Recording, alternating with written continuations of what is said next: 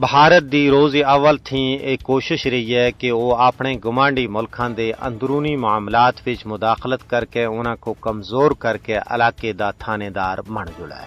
اگرچہ بھارت بنگلہ دیش، سری لنکا، نیپال، بھوٹان، مالدیپ، ایران اور چین دے اندرونی معاملات وچ بھی مداخلت کردا آ رہا ہے، لیکن اس دا سب تھی بڑا ٹارگٹ پاکستان ہے۔ بھارت سن ماضی وچ ایسی ہزاراں کاروائیاں کیتیاں جنہاں دے ذریعے پاکستان وچ انارکی، کشیدگی اور دہشت گردی کو ہوا دیتی چلا ہے۔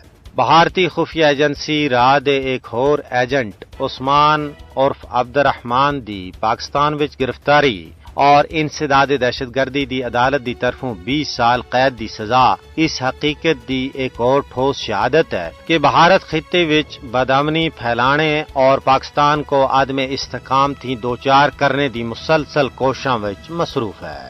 عثمان عرف عبد الرحمان دی گرفتاری اور اس دے قبضے تھی برآمد ہونا والا دھماکہ خیز مواد اس دے ناپاک عزائم کو تش تش بام کردا ہے۔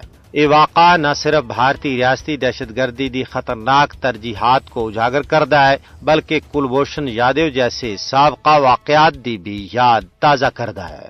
یہ تھا ایک باقاعدہ حاضر سروس نیوی آفیسر سن بلوچستان اور کراچی وچ دہشت گردی دے منصوبے بنائے سے۔ ان کاروائیاں دا مقصد پاکستان دی سالمیت کو نقصان پہنچانا اور اس دی ترقی دی راہ وچ رکاوٹ بننا سا۔ بھارت دی یہ مداخلت نہ صرف بین الاقوامی قوانین دی سنگین خلاف ورزی ہے بلکہ جنوبی ایشیا دے امن واسطے بھی ایک سنجیدہ خطرہ ہے۔